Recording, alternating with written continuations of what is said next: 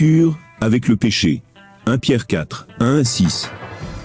Le Christ ayant donc souffert dans la chair, vous aussi, armez-vous de cette même pensée. À savoir, celui qui a souffert dans la chair, a rompu avec le péché. Pour passer le temps qui reste à vivre dans la chair, non plus selon les passions humaines, mais selon le vouloir divin. Il suffit bien en effet, d'avoir accompli dans le passé, la volonté des païens. En se prêtant aux débauches, aux passions, aux saouleries, orgies, beuveries, au culte illicite des idoles. À ce sujet, il juge étrange que vous ne couriez pas avec eux, vers ce torrent de perdition. Et ils se répandent en outrage. Ils en rendront compte, à celui qui est prêt à juger vivant, et mort. C'est pour cela, en effet, que même aux morts, a été annoncée la bonne nouvelle. Afin que, jugés selon les hommes dans la chair, ils vivent selon Dieu, dans l'esprit. Vivre saintement, afin d'être un modèle pour les païens. 1 Pierre 2, 11-12. Très cher, je vous exhorte, comme étrangers et voyageurs, à vous abstenir des désirs charnels, qui font la guerre à l'âme. Ayez au milieu des nations, une belle conduite. Afin que, sur le point même où ils vous calomnient, comme malfaiteurs, la vue de vos bonnes œuvres, les amène à glorifier Dieu, au jour de sa visite. Exigence de la vie nouvelle. Sainteté du disciple.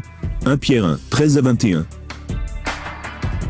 L'intelligence en éveil, parfaitement sensée. Espérez pleinement en la grâce, qui doit vous être apportée, par la révélation de Jésus-Christ. En enfants obéissants, ne vous laissez pas modeler, par vos passions de jadis, du temps de votre ignorance. Mais, à l'exemple du Saint qui vous a appelé, devenez saints, vous aussi, dans toute votre conduite. Selon qu'il est écrit, vous serez saints, parce que moi, je suis saint. Et si vous appelez Père, celui qui sans exception de personne, juge chacun selon ses œuvres, conduisez-vous avec crainte, pendant le temps de votre exil. Sachez que ce n'est pas rien de corruptible, argent ou or, que vous avez été affranchis de la vaine conduite, héritée de vos pères. Mais par un sang précieux, comme d'un agneau sans reproche, et sans tache, le Christ. Discerné avant la fondation du monde, et manifesté dans les derniers temps, à cause de vous.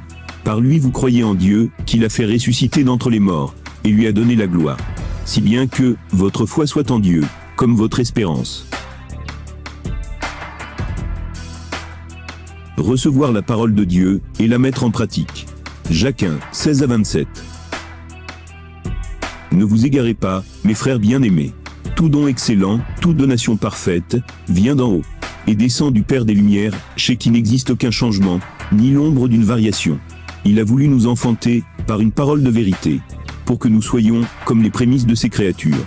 Sachez-le, mes frères bien-aimés, que chacun soit prompt à écouter, lent à parler, lent à la colère. Car la colère de l'homme, n'accomplit pas la justice de Dieu. Rejetez donc toute malpropreté, tout reste de malice.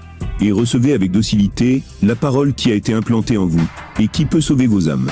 Mettez la parole en pratique. Mettez la parole en pratique. Ne soyez pas seulement des auditeurs, qui s'abusent eux-mêmes. En effet, qui écoute la parole sans la mettre en pratique, ressemble à un homme, qui observe sa physionomie dans un miroir. Il s'observe, part, et oublie comment il était. Celui, au contraire, qui se penche sur la loi parfaite de liberté, et s'y tient attaché, non pas en auditeur oublieux, mais pour la mettre activement en pratique. Pour la mettre activement en pratique. Celui-là, trouve son bonheur en la pratiquant. Si quelqu'un s'imagine être disciple, sans mettre un frein à sa langue, et trompe son propre cœur, sa religion est vaine. En effet, la religion pure, et sans tache devant Dieu notre Père, consiste en ceci: visiter les orphelins, et les veuves dans leurs épreuves, et se garder, de toute souillure du monde. La révélation, du Seigneur. Jacques 5, 7-11. Soyez donc patients, frères, jusqu'à l'avènement du Seigneur. Voyez le laboureur.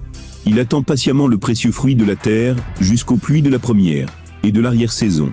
Soyez patients, vous aussi. Affermissez vos cœurs. Car la révélation du Seigneur est proche. Ne vous plaignez pas les uns des autres, frères, afin de n'être pas jugés. Voyez, le juge se tient aux portes. Prenez, frères, pour modèle de souffrance et de patience, les prophètes qui ont parlé au nom du Seigneur. Voyez, nous proclamons bienheureux ceux qui ont de la constance. Bienheureux ceux qui ont de la constance. Vous avez entendu parler de la constance de Job, et vous avez vu le dessein du Seigneur. Car le Seigneur est miséricordieux et compatissant, pour qui se répand, du fond d'un cœur sincèrement contrit, pour ne plus jamais, jamais, recommencer à pratiquer ou caresser les mêmes pensées perverses en son cœur.